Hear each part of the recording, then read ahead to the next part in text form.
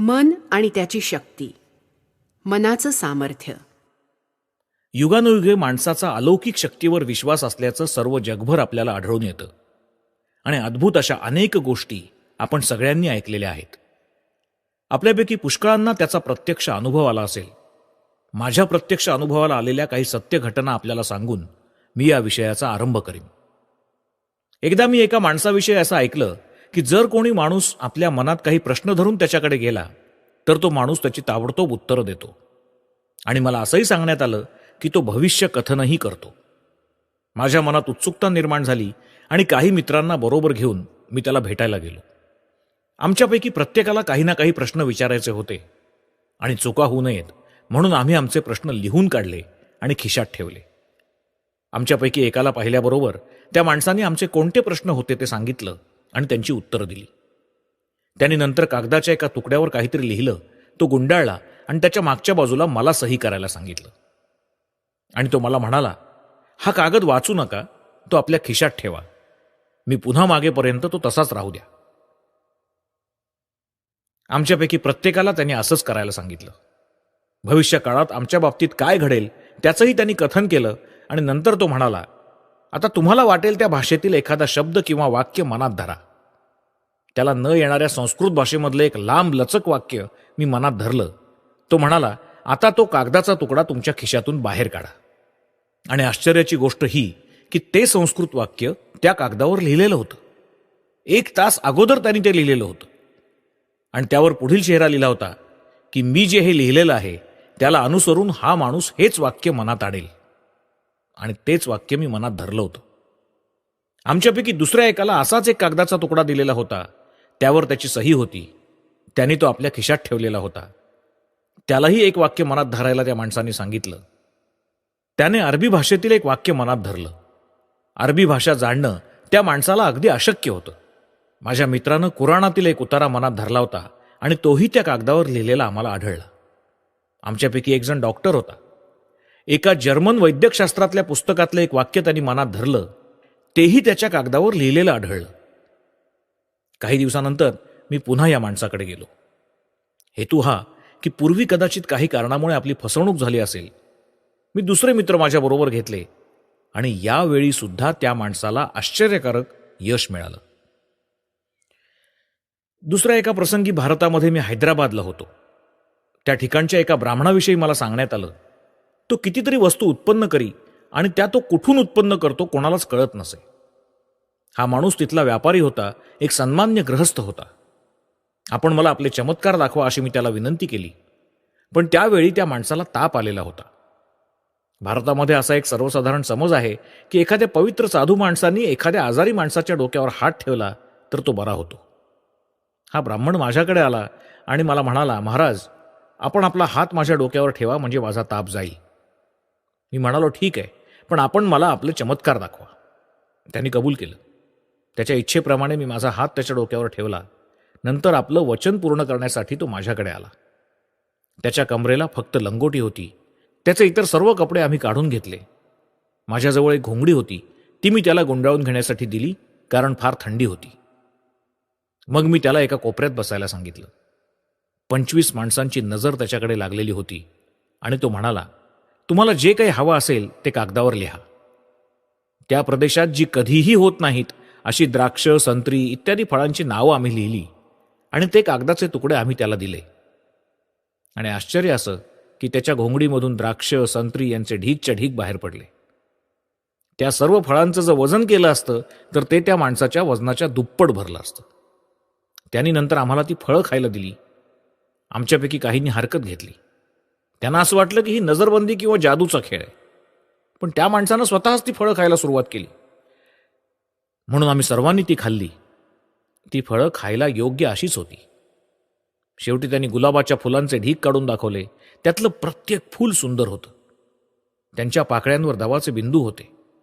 त्यातील एकही फूल कुस्करलेलं किंवा चिरडलेलं नव्हतं किंवा त्यांना कसलाही धक्का लागलेला नव्हता. अशा फुलांचे त्यांनी ढीगच्या ढीग काढून दाखवले. मी जेव्हा त्याला याबाबतीत खुलासा विचारला तेव्हा तो म्हणाला, ही सगळी हातचलाखी आहे. ते काहीही असो, ती केवळ हातचलाखी असणं शक्य नाही. इतक्या मोठ्या प्रमाणावर या सगळ्या वस्तू त्यांनी कुठून आणल्या? असो, तर अशा कितीतरी प्रकारच्या गोष्टी मी पाहिलेल्या आहेत. भारतामध्ये जर आपण भ्रमण केलं तर अनेक ठिकाणी अशा शेकडो गोष्टी आपल्याला आढळून येतील. प्रत्येक देशामध्ये अशा गोष्टी घडत असतात. या तुमच्या अमेरिकेत सुद्धा तुम्हाला अशा काही आश्चर्यकारक गोष्टी आढळून येतील. यामध्ये पुष्कळशी बनवाबनवी असते हे निश्चित, पण जेव्हा तुम्ही अशी बनवाबनवी पाहता तेव्हा तुम्हाला असं म्हणणं भाग आहे की ती बनवाबनवी कशाची तरी नक्कल आहे. कुठेतरी काहीतरी सत्य हे असलंच पाहिजे आणि त्याचीही नक्कल असली पाहिजे. जी गोष्ट मुळी अस्तित्वातच नाही तिची नक्कल तुम्हाला करता येणार नाही. जी गोष्ट सत्य आहे तिचीच नक्कल करता येणं शक्य आहे. फार प्राचीन काळी हजारो वर्षांपूर्वी भारतामध्ये अशा गोष्टी आजच्यापेक्षा कितीतरी अधिक घडत असत. जेव्हा एखाद्या देशातील लोकसंख्या वाढते तेव्हा मानसिक शक्तीचा ऱ्हास होतो असं मला वाटतं. उलट जर एखादा देश विस्तृत असेल आणि तिथली लोकसंख्या विरळ असेल तर त्या ठिकाणी मानसिक शक्ती अधिक कार्यक्षम असते. हिंदूंना विश्लेषण अधिक प्रिय असल्यामुळे त्यांनी या गोष्टी विचारात घेऊन संशोधन सुरू केलं आणि त्यांनी त्यातून काही महत्त्वाचे निष्कर्ष काढले. त्यांनी त्याचं शास्त्र बनवलं. या सगळ्या गोष्टी जरी अद्भुत असल्या तरी नैसर्गिक आहेत ही गोष्ट त्यांना आढळून आली. त्यांच्यात अनैसर्गिक असं काहीच नाही. जडविश्वातील दुसऱ्या कोणत्याही घटनांप्रमाणे ह्या घटनाही नियमबद्ध आहेत. असा शक्तिशाली माणूस जन्माला यावा ही काही निसर्गाची लहर नव्हे. अशा असामान्य शक्तीचा पद्धतशीर अभ्यास करणं, त्यांची साधना करणं आणि त्या संपादन करणं या गोष्टी शक्य आहेत. या शास्त्राला त्यांनी राजयोग असं नाव दिलं. हजारो माणसं या शास्त्राचा व्यासंगपूर्वक अभ्यास करतात आणि अखिल भारताच्या दृष्टीने हा दैनंदिन पूजा अर्चेचा एक भाग झालेला आहे. या साऱ्या अलौकिक शक्ती माणसाच्या मनात असतात असा त्यांनी निष्कर्ष काढलेला आहे. हे माणसाचं मन म्हणजे विश्व मनाचाच एक अंश होय. प्रत्येक मन दुसऱ्या मनाला जोडलेलं असतं आणि प्रत्येक मन, मग ते कुठेही असो, त्याचा सर्व जगाशी प्रत्यक्ष संबंध असतो. ज्याला विचार संक्रमण म्हणतात ती चमत्कृतीपूर्ण घटना आपण पाहिली नाही का? एखादा माणूस या ठिकाणी काही विचार करत असतो आणि तो विचार दुसऱ्या ठिकाणी असलेल्या दुसऱ्या एखाद्या माणसाच्या ठिकाणी व्यक्त होत असतो. एखादा माणूस दूर अंतरावर असलेल्या दुसऱ्या एखाद्या मनुष्याकडे एखादा विचार पाठवू इच्छितो. या दुसऱ्या मनुष्याला कळतं की तो विचार आपल्याकडे येतो आहे आणि तो माणूस तो विचार जसाच्या तसा ग्रहण करतो. ही घटना केवळ योगायोगाने घडत नाही तर पूर्व साधनेमुळे ती घडते. अंतरामुळे काहीच फरक पडत नाही. विचार त्या दुसऱ्या माणसापर्यंत पोहोचतो आणि त्याला तो समजतो. समजा जर तुमचं मन सर्वांपासून पृथक असतं आणि माझंही मन त्याचप्रमाणे पृथक असतं आणि या दोहोंमध्ये काही संबंध नसता तर माझा विचार तुमच्यापर्यंत कसा पोहोचू शकला असता? सामान्यपणे माझा विचार तुमच्यापर्यंत प्रत्यक्षपणे पोहोचू शकत नाही. प्रथम त्याचं आकाश तत्वाच्या म्हणजे इथरच्या स्पंदनांमध्ये रूपांतर व्हावं लागतं. नंतर ती स्पंदनं तुमच्या मेंदूत शिरतात. तिथे त्यांचं रूपांतर तुमच्या स्वतःच्या विचारात होतं. एका ठिकाणी विचार आकाश तत्वाच्या स्पंदनात विलीन होतो आणि दुसऱ्या ठिकाणी ती स्पंदनं पुन्हा विचारांचं रूप धारण करतात. अशा रीतीने विचार अप्रत्यक्षपणे एका ठिकाणाहून दुसऱ्या ठिकाणी जातो. पण विचार संक्रमणाच्या बाबतीत असं काहीच घडत नाही. त्यात विचार प्रत्यक्षपणे सरळ सरळ दुसऱ्या ठिकाणी पोहोचतो. योगी म्हणतात त्याप्रमाणे मन ही अखंड वस्तू आहे हे यावरून दिसून येतं. मन हे विश्वव्यापी आहे. महासागरातील अनंत लाटा जशा त्याच महासागराचे अंश असतात त्याचप्रमाणे तुमचं मन, माझं मन, आपल्या सगळ्यांची मनं त्याच विश्वमनाचे अंश आहेत. या अखंडत्वामुळे आपण आपले विचार एकमेकांना प्रत्यक्षपणे सरळ सरळ कळवू शकतो. आपल्या भोवती काय घडतंय हे आपण पाहताच. या जगात सर्वजण एकमेकांवर प्रभाव पाडण्यासाठी प्रयत्न करत असतात. आपल्या स्वतःच्या शरीर रक्षणासाठी आपल्या शक्तीचा काही भाग खर्च होत असतो. त्या व्यतिरिक्त आपल्या शक्तीचा प्रत्येक कण प्रतिदिनी दुसऱ्या व्यक्तींवर प्रभाव पाडण्याच्या कामी खर्च होत असतो. आपली शरीरं, आपले सद्गुण, आपली बुद्धी, आपलं अध्यात्म हे सगळे दुसऱ्यावर सतत प्रभाव पाडत असतात. या उलट इतर सर्वांचा आपल्यावर प्रभाव पडत असतो. आपल्या सभोवार हे सतत चालू आहे. आता आपण एक प्रत्यक्ष उदाहरण घेऊ. एक मनुष्य येतो. तो फार शिकलेला आहे हे तुम्हाला माहिती असतं. त्याची भाषा सुंदर असते. तो तासन तास तुमच्यापाशी बोलतो, पण तुमच्यावर काहीच प्रभाव पाडू शकत नाही.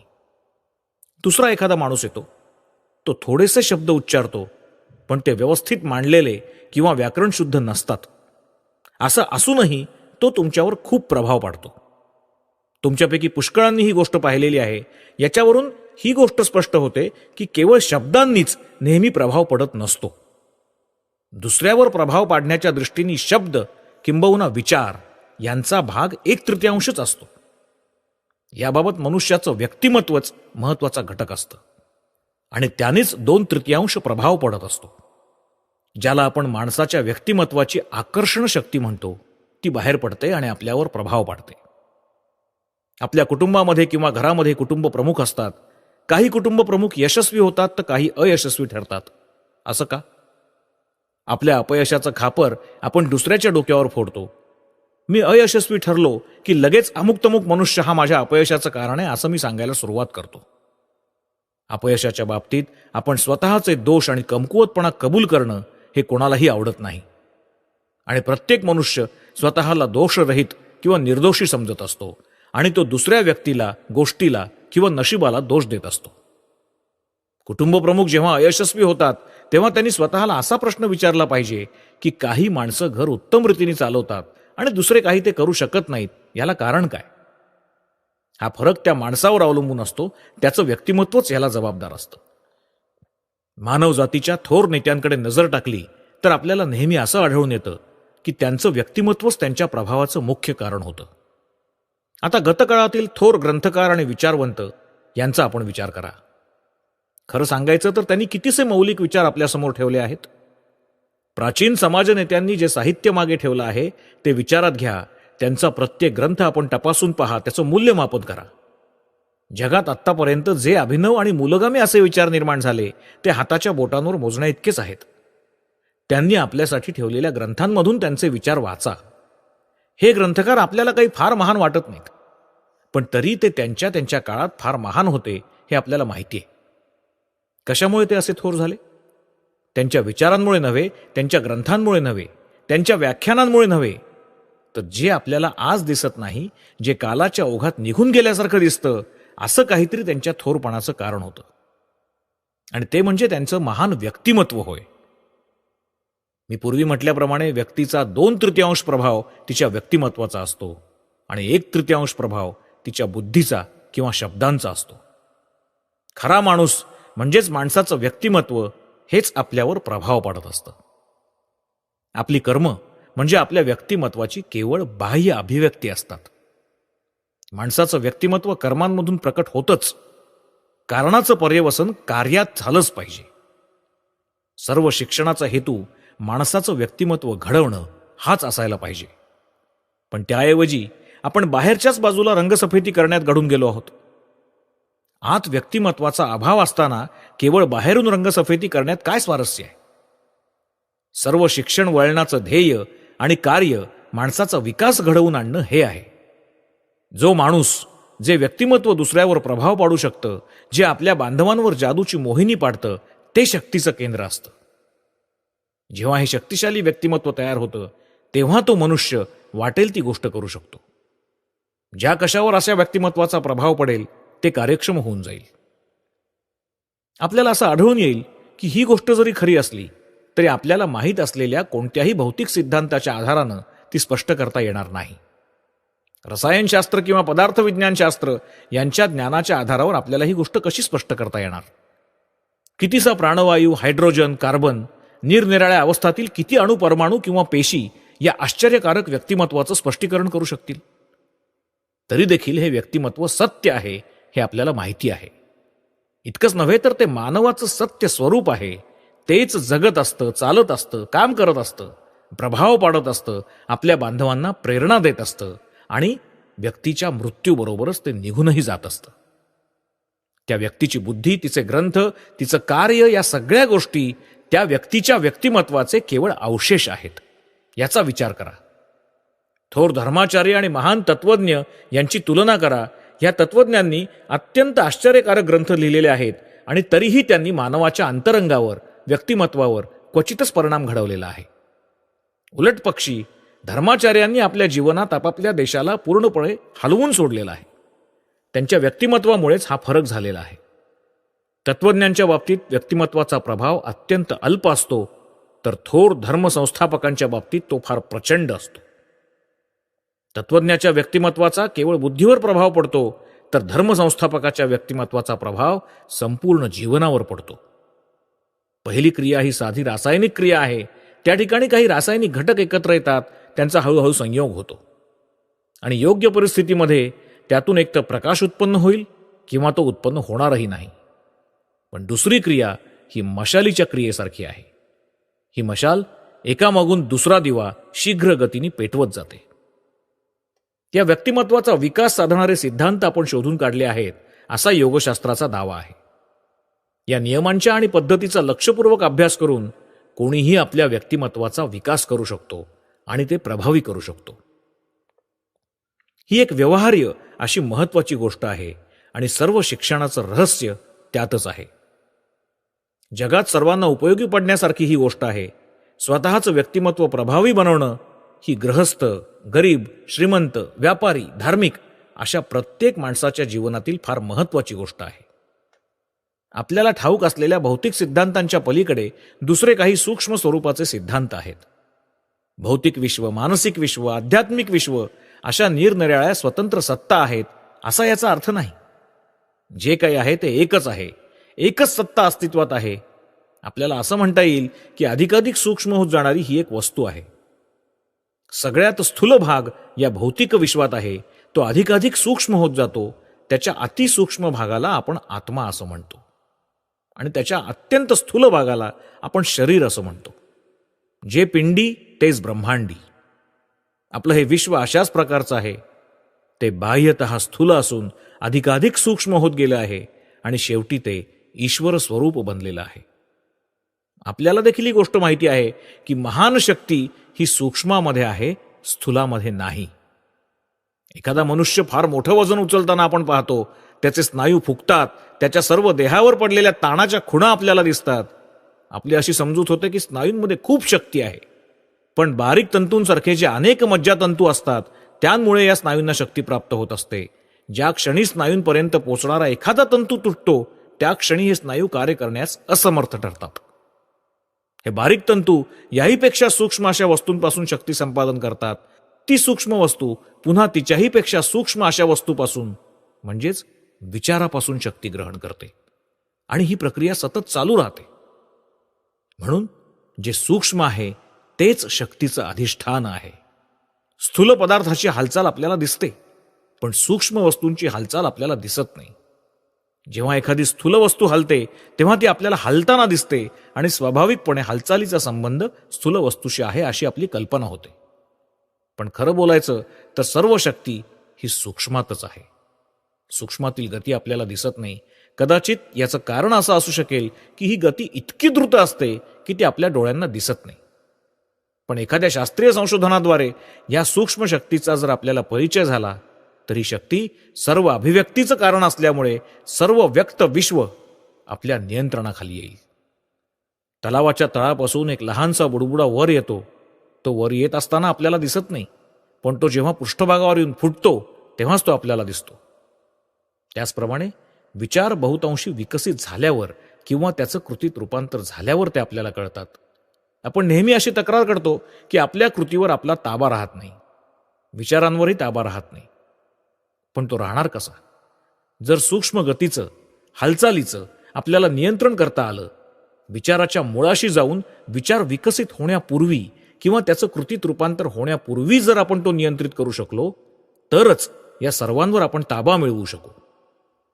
ज्या पद्धतीने या सूक्ष्म गतीचं आपल्याला पृथक्करण करता येईल, संशोधन करता येईल, त्या समजून घेता येतील, त्यावर ताबा ठेवता येईल, अशी एखादी पद्धत जर आपल्याला उपलब्ध झाली तर या सूक्ष्म शक्तींवर, या सूक्ष्म कारणांवर विजय मिळवून आपण स्वतःवर नियंत्रण ठेवणं आपल्याला शक्य होईल. आणि ज्या माणसाचा स्वतःच्या मनावर पूर्ण ताबा असतो त्याचा निश्चितच इतरांच्या मनावर ताबा राहू शकतो. त्यामुळे पवित्र आणि नीतिमत्ता ही सर्वदा धर्मांची उद्दिष्ट मानली गेली आहेत. शुद्ध अंतःकरणाचा आणि सदाचारी माणूस स्वतःवर ताबा ठेवत असतो. सर्वांची मनं सारखीच असतात, कारण ती एकाच विश्वमनाचे भाग आहेत. मातीच्या एका ढेकळाचं स्वरूप ज्यानं जाणलं त्यांनी विश्वातील सर्व मातीचं स्वरूप ओळखलं. जो स्वतःचं मन ओळखतो आणि ते ताब्यात ठेवतो त्यालाच प्रत्येक मनाचं रहस्य समजतं आणि त्यालाच प्रत्येक मनावर ताबा मिळवता येतो.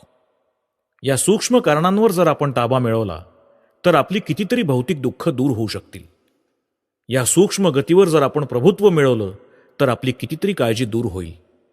तसंच या सूक्ष्म शक्तीचं जर आपण नियंत्रण करू शकलो तर कितीतरी प्रकारचं अपयश आपल्याला टाळता येईल. ही आहे सूक्ष्मावर ताबा मिळवण्याची उपयुक्तता. पण याहीपेक्षा त्याचा अधिक उच्च असा दुसरा हेतू आहे. आता मी आपल्यासमोर एक तात्विक विचार मांडतो. त्यासंबंधी मी सध्या वाद घालणार नाही, पण त्यासंबंधीचा केवळ निष्कर्षच मी आपल्यापुढे ठेवणार आहे. एखादा मानववंश ज्या ज्या अवस्थांमधून गेलेला असतो त्या सर्व अवस्थांमधून त्या वंशातील प्रत्येक मनुष्य आपल्या बाल्यावस्थेत जात असतो. फरक एवढाच की त्या मानववंशाला त्या अवस्थांमधून जाण्यासाठी हजारो वर्ष लागतात, तर बालकाला त्यासाठी थोडीशीच वर्ष पुरतात. आरंभी लहान मूल म्हणजे प्राचीन रानटी माणसासारखं असतं. ते आपल्या पायाखाली फुलपाखरू चिरडून टाकतं. आपल्या मानववंशातील रानटी पूर्वजांप्रमाणे या लहान मुलाची प्रथमावस्था असते. ते जसजसं वाढतं तसतसं त्याला अनेक अवस्थांमधून जावं लागतं आणि सरतेशेवटी ते आपल्या वंशाच्या विकसित अवस्थेला येऊन पोचतं. फक्त बालकाच्या बाबतीत ही गोष्ट लवकर किंवा जलद होते इतकंच. आता अखिल मानव समाज ही एक जात माना किंवा सर्व प्राणी, मानव आणि खालच्या श्रेणीतील सर्व जीव यांना एक समष्टी माना, ही सर्व समष्टी एकाच ध्येयाकडे वाटचाल करत आहे. या ध्येयाला आपण पूर्णत्व असं नाव देऊ.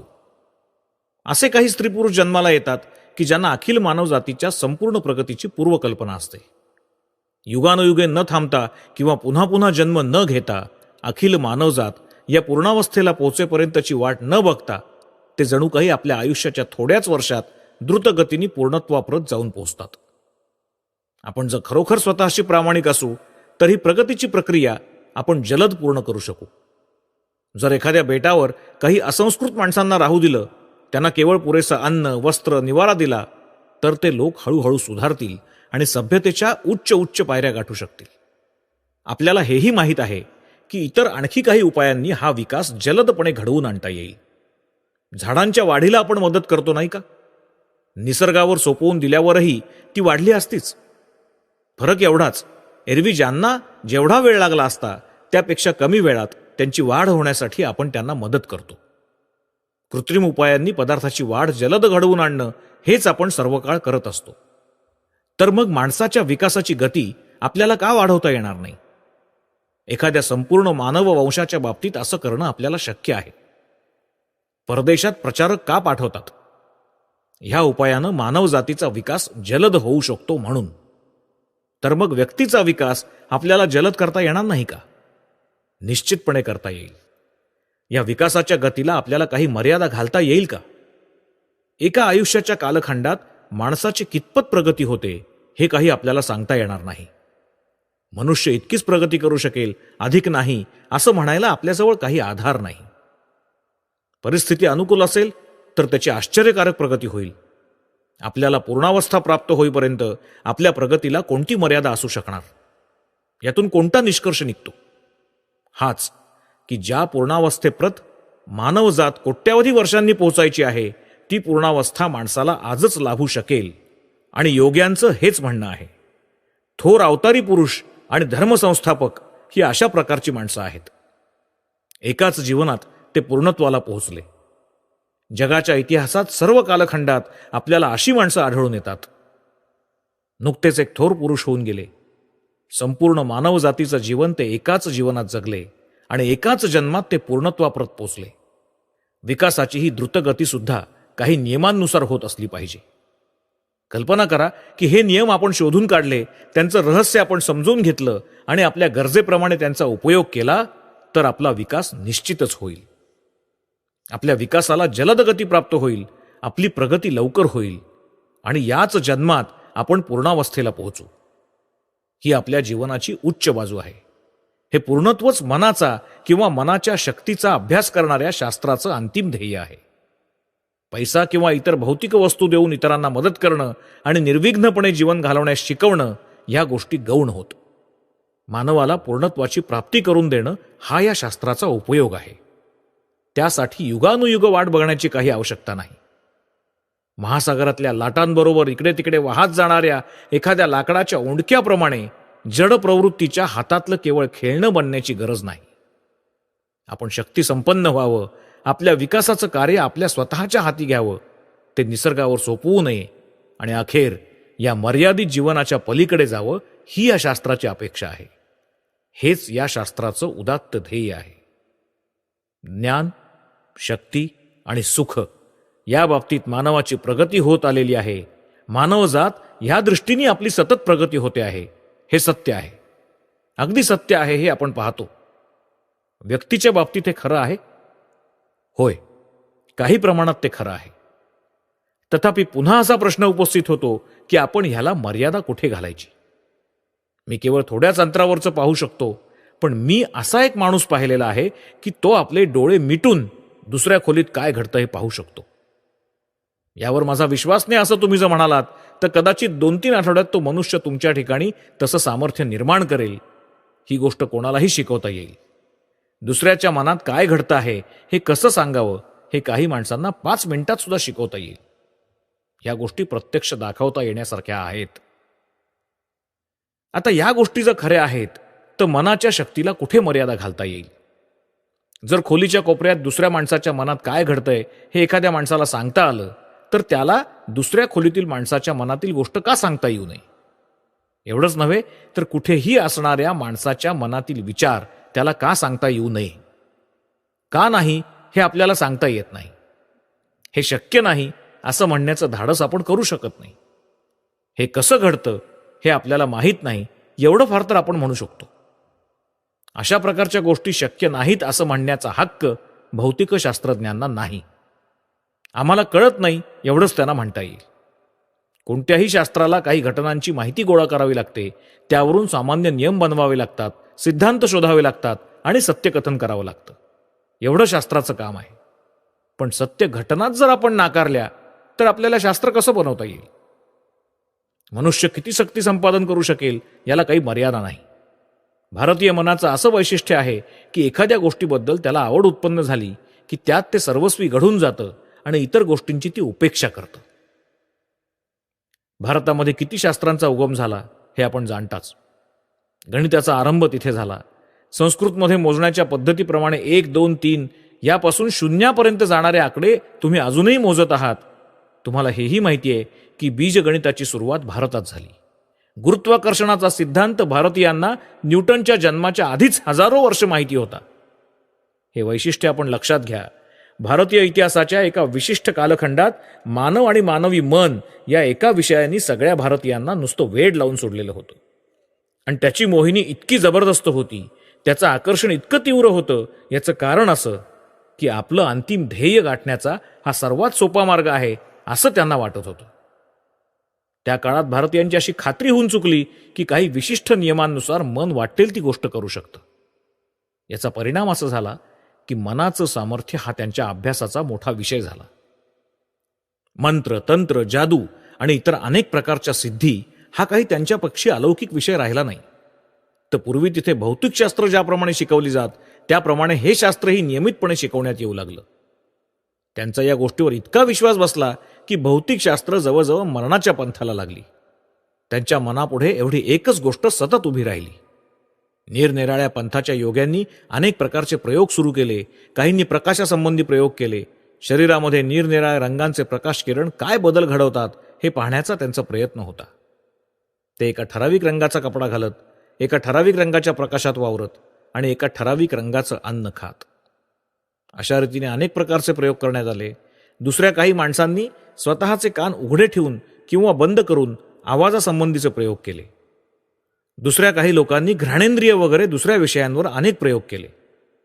या सगळ्या प्रयोगांचा हेतू हा होता की वस्तूंचं मूळ कारण समजावं, त्यांच्या सूक्ष्म अंगांचा परिचय व्हावा आणि त्यांच्यापैकी काही लोकांनी खरोखर अत्यंत आश्चर्यकारक सामर्थ्य प्रकट केलं. त्यांच्यापैकी अनेक जण हवेत तरंगण्याचा, आकाशातून उड्डाण करण्याचा प्रयत्न करत होते. पाश्चात्य देशातल्या एका फार मोठ्या पंडितांकडून ऐकलेली एक गोष्ट मी आपल्याला सांगतो. त्यांना ही गोष्ट सिलोनच्या गव्हर्नरांनी सांगितलेली होती. या गव्हर्नरांनी तो प्रयोग प्रत्यक्ष पाहिला होता. तिरकस काठ्या बांधून तयार केलेल्या एका स्टूलवर एका मुलीला मांडी घालून बसवण्यात आलं. थोडा वेळ बसून झाल्यावर त्या जादूगारांनी या काठ्यांपैकी एक एक काठी काढायला सुरुवात केली आणि त्या सर्व काठ्या काढून झाल्यावर ही मुलगी हवेत तरंगू लागली. गव्हर्नरांना वाटलं की त्यांना काही नजरबंदी झाली असावी, म्हणून त्यांनी आपली तलवार बाहेर काढली आणि जोराने त्या मुलीच्या पायाखालून फिरवली. पण त्या ठिकाणी काहीही नव्हतं. आता सांगा हे काय होतं? ती जादू नव्हती किंवा त्यात अलौकिक असं काही नव्हतं, आणि हेच त्याचं वैशिष्ट्य होतं. अशा गोष्टी घडत नाहीत असं भारतातील कोणताही माणूस म्हणणार नाही. हिंदूंना ही एक सामान्य गोष्ट वाटते. शत्रूशी युद्ध करताना हिंदू लोक नेहमी काय म्हणतात हे आपल्याला माहितीये? अहो, आमच्यापैकी कोणीतरी एक योगी पुढे होईल आणि शत्रूला बाहेर हाकलून देईल. भारतीयांचा असा दृढ विश्वास आहे, हातात किंवा तलवारीत काय शक्ती आहे? सर्व शक्ती आत्म्यातच आहे. ही गोष्ट जर खरी असेल तर आत्यंतिक प्रयत्न करायला मनाला हे पुरेसं प्रलोभन आहे. इतर शास्त्रांमध्ये फार मोठं यश मिळवणं जसं अत्यंत कठीण आहे, तसंच या शास्त्राच्या बाबतीतही ते कठीण आहे. या शास्त्राच्या बाबतीत तर ते अधिक कठीण आहे. तथापि बऱ्याच लोकांना असं वाटतं की या शक्ती सहज संपादन करता येतील. संपत्ती संपादन करायला तुम्हाला किती वर्ष लागतात त्याचा विचार करा. विद्युतशास्त्र, यंत्रशास्त्र शिकायला किती वर्ष लागतात? आणि ही शास्त्र शिकल्यानंतर सबंध आयुष्यभर तुम्हाला परिश्रम करावे लागतात. दुसरी गोष्ट अशी की ही अन्य शास्त्र हालचाल न करणाऱ्या स्थिर अशा वस्तूंचा अभ्यास करतात. आपल्याला खुर्चीचं पृथक्करण सहज करता येतं, कारण खुर्ची आपल्यापासून पळून जाऊ शकत नाही. पण हे शास्त्र मनोव्यापाराचा अभ्यास करतं. मन हे सर्वदा भ्रमण करत असतं. ज्या क्षणी आपण त्याचा अभ्यास करायचा प्रयत्न करतो त्या क्षणी ते आपल्या हातून निसटतं. या क्षणी मनाची एक स्थिती असते, दुसऱ्या क्षणी कदाचित ती एकदम बदलते. सदा सर्वदा मनात परिवर्तन घडत असतं.